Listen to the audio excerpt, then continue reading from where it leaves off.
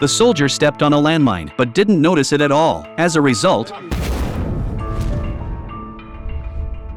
his comrade tried to come to his rescue, but unfortunately, he also stepped on a landmine. Mike was so scared that he froze in place and dared not move. At that moment, he heard his comrade's agonizing screams. His legs were blown off, and blood was gushing out. If he didn't stop the bleeding in time, he would die soon. Mike decided to take a gamble and jump over to help bandage the wound, but his comrade didn't want him to risk his life for him, so he quickly drew his gun and pulled the trigger. Stay alive, man. No!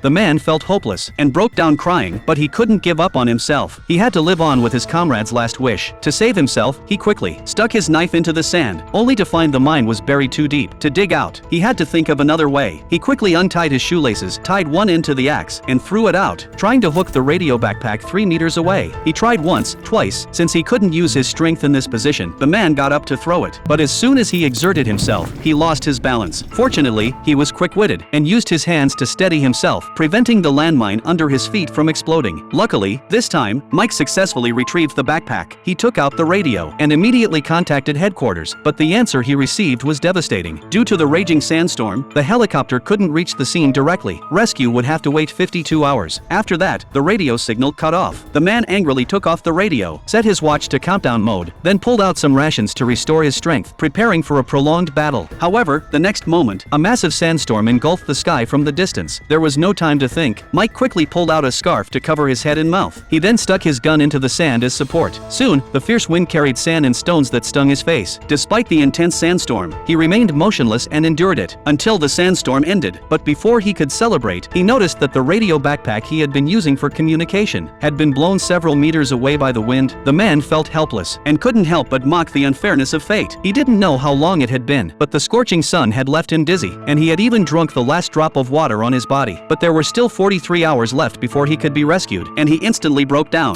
raising his gun and firing randomly into the sky, hoping to be discovered. No matter who it was, even if it was the enemy, being captured would be better than suffering here. Suddenly, he raised his gun to end it all. After hesitating for a long time, he finally put it down, because he remembered his comrades. He didn't want them to have died in vain. He had to keep going. Another 30 hours passed. The man was starving and thirsty. He could no longer endure the agony and pain, so he boldly took a step forward, but the landmine didn't explode. The man supported his body and cleared the sand beneath his feet and discovered that what was buried there was just an ordinary soda can. He collapsed to the ground in despair, his face a mix of tears and laughter, feeling both relieved by his good fortune and saddened by his own cowardice. And this good-looking thriller survival movie is called Mine, 2016.